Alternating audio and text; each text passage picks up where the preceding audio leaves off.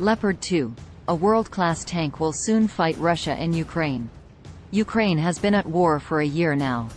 Battling is intense in and around the city of Bakhmut.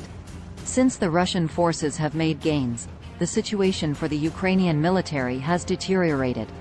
Nonetheless, Ukraine has begun receiving its first Leopard 2 main combat tanks.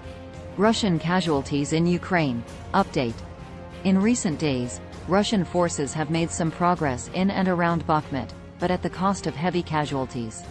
In the past 48 hours, the Russian military and the private military company Wagner Group have lost nearly 1,400 soldiers killed or wounded in combat.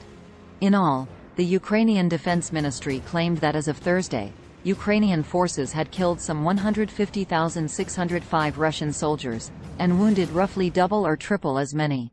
Equipment destroyed includes 300 combat, attack, bomber, and transport aircraft, 288 attacks and transport helicopters, 3,397 tanks, 2,398 artillery pieces, 6,658 armored personnel carriers, infantry fighting vehicles, and 480 launch systems MLRS, 18 ships and cutters.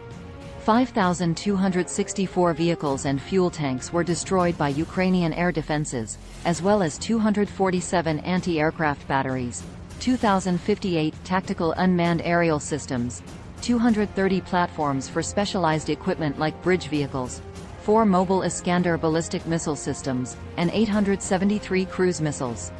Leopard 2 main battle tanks have arrived in Ukraine. Ukraine has received its first Leopard 2 main battle tanks.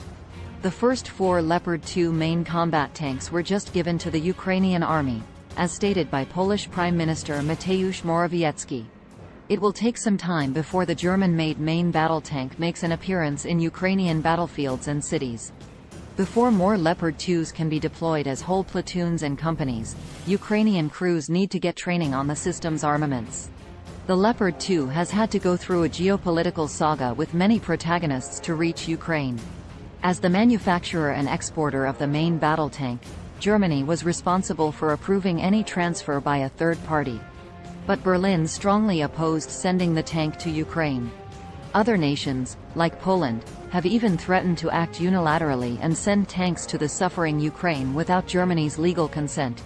In the end, the German government relented after much geopolitical pressure, including the U.S. decision to send 31 M1 Abrams main battle tanks.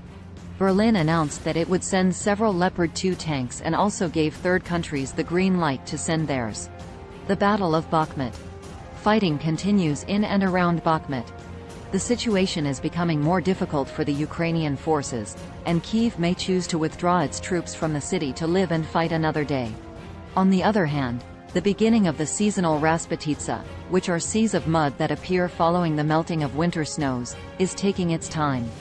That would seriously hamper any large-scale evacuation effort, as even tracked vehicles have difficulty on unpaved roads.